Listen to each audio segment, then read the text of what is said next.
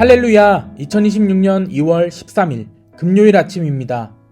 성도들에게 찾아가는 말씀, 오늘은 사무엘상 23장의 말씀을 함께 묵상합니다. 2018년 미국 캘리포니아에서 있었던 실제 이야기입니다. 미국 캘리포니아 해안도로를 달리던 한 젊은 여성이 있었습니다. 그런데 그날따라 안개가 끼어 있었고 그녀가 달리던 길은 앞이 잘 보이지 않는 그런 굽이진 절벽도로였습니다. 이러한 상황 가운데 엎친 데 덮친 격으로 갑자기 차량이 통제가 되지 않았고 결국 차는 도로를 벗어나 그대로 절벽 아래로 추락했습니다. 약 200피트, 약 60m 정도 되는 높이, 사람의 눈으로는 바닥이 보이지 않을 만큼 깊은 절벽 아래로 떨어진 것입니다. 당연하게도 차는 심각하게 부서졌고 여성은 중상을 입었습니다. 다리가 움직이지 않았고 차 문은 찌그러져서 제대로 열리지도 않았습니다. 또 휴대전화의 신호도 잡히지 않았고 주변에는 사람의 인기척이 전혀 없었습니다. 위에서는 아무 일도 없었던 것처럼 차들이 계속해서 도로를 지나가고 있었지만 그녀는 외부 세계와의 단절을 느꼈다라고 고백할 만큼 상황은 절망적이었습니다. 그녀가 그곳에서 보낸 시간은 몇 시간이 아니라 일주일이라는 시간이었습니다. 먹을 것도 마실 것도 없었고 그녀는 차량의 라디에이터에서 물을 받아 마시며 그렇게 버텼다고 합니다. 밤이 되면 기온은 급격히 떨어졌고 낮이 되면 햇볕이 그대로 내리쬐어 포기하고 싶었다고 말합니다. 안타깝게도 그 일주일 동안 구조대는 전혀 다른 지점을 수색하고 있었습니다. 위치 정보가 엇나갔기 때문입니다. 실제로 구조대는 그녀가 있는 지점에서 그리 멀지 않은 곳까지 왔다가 아무 발견 없이 돌아가곤 했습니다. 그녀는 그 절벽 아래에서 그 사실을 알지 못한 채 하루하루 그저 버텨야만 했던 것입니다. 그렇게 일주일이 지난 후 우연히 지나가던 사람들이 절벽 아래에 부서진 차량을 발견했고 그녀는 극적으로 구조되었습니다. 언론은 이 사건을 기적적인 생존이라고 불렀습니다. 그녀는 구조된 후 인터뷰에서 살려주셔서 하나님께 정말 감사하다. 그런데 이렇게 살려주실 것이었으면 조금 더 빨리 발견되게 하시거나 애초에 사고가 나지 않게 하시면 되지 않았을까. 너무 힘든 한 주였다 라고 말하며 그간 얼마나 힘들었는지를 호소했습니다. 그녀의 인터뷰는 우리가 인생에서 하나님을 향해 수없이 하게 되는 질문입니다. 결국 살려주실 거였다면 왜 여기까지 오게 두셨습니까? 왜 애초에 막아주시지 않으셨습니까? 오늘 우리가 묵상하고 있는 사무엘상 23장에도 이 질문이 계속됩니다. 우리는 이 장을 하나님이 다윗을 보호하신 이야기로 기억합니다. 결국 다윗은 살아남았고 사울의 손에 넘겨지지 않았기 때문입니다. 하지만 오늘 우리가 품고 있는 질문 앞에서 다시 보면 이게 진짜 보호가 맞는가 라는 의문이 듭니다. 다윗은 이미 도망자가 되었고 사울은 이미 군대를 이끌고 움직이고 있으며 위험은 이미 진행되고 있었습니다. 하나님이 계시다면 이 첫 단계에서 멈추게 하실 수도 있었을 텐데 이 장에서 하나님은 그렇게 하시지 않습니다. 사무엘상 23장은 처음부터 우리를 불편하게 만듭니다.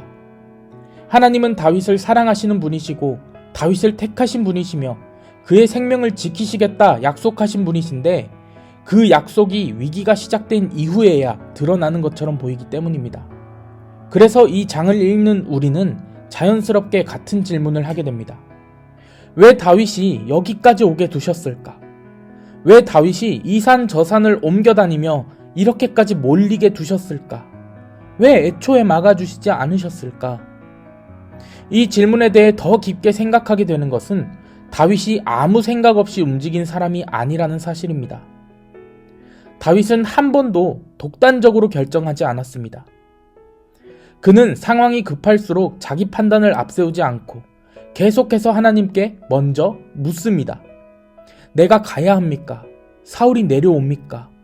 이 사람들이 나를 넘기겠습니까? 다윗은 분명히 하나님의 뜻을 묻고 움직이고 있었습니다. 그런데 이상하게도 하나님의 뜻을 따라 움직일수록 상황은 더 위험해집니다.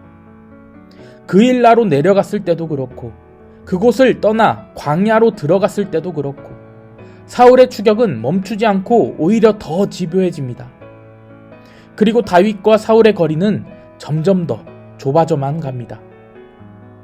결국 그들의 거리는 산 하나의 거리만 남습니다. 사람의 눈으로 보면 이제 정말 끝입니다. 사울은 군대를 이끌고 다윗을 포위했습니다.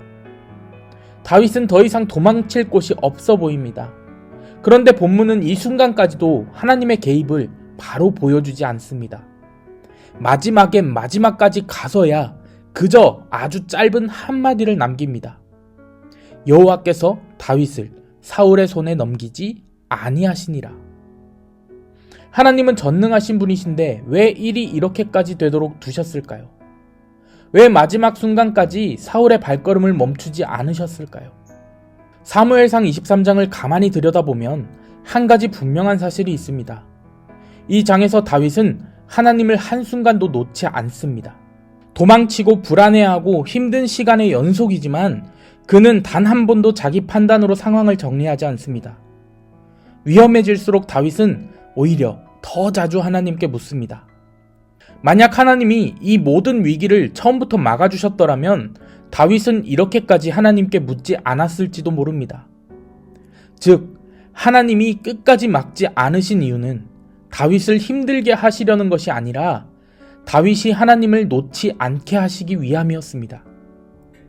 하나님은 다윗을 편하게 살게 하시기보다 하나님 없이 살 수 없게 하셨습니다. 다윗의 마음이 하나님에게서 떨어지지 않도록 하신 것입니다. 우리의 삶도 그렇습니다. 하나님은 때로 문제를 바로 막아주시지 않습니다. 불안을 치워주시지도 않습니다. 그 이유는 하나님이 우리를 사랑하지 않으셔서가 아니라 그 상황 속에서도 우리가 하나님을 떠나지 않고 하나님을 더욱더 바라보게 하기 위해서일 수도 있습니다. 하나님은 문제보다 우리의 마음을 더 중요하게 여기십니다. 그래서 그 어떤 위험과 어려움도 결국 하나님이 정해놓으신 마지막 보호의 선을 절대로 넘을 수 없습니다. 오늘 우리가 붙들어야 할 믿음은 모든 문제가 사라질 것이라는 믿음이 아니라 어떤 상황에서도 하나님과의 관계를 끊지 않겠다라는 결단입니다. 오늘 이 아침 문제가 아직 그대로여도 괜찮습니다. 두려움이 완전히 사라지지 않아도 괜찮습니다. 다윗처럼 여전히 광야에 있는 것 같아도 괜찮습니다. 중요한 것은 우리가 하나님을 붙들고 있다라는 사실입니다. 그리고 하나님이 우리를 놓지 않고 계신다는 사실입니다. 이 결단 위에 하나님의 평안이 임하기를 축복합니다.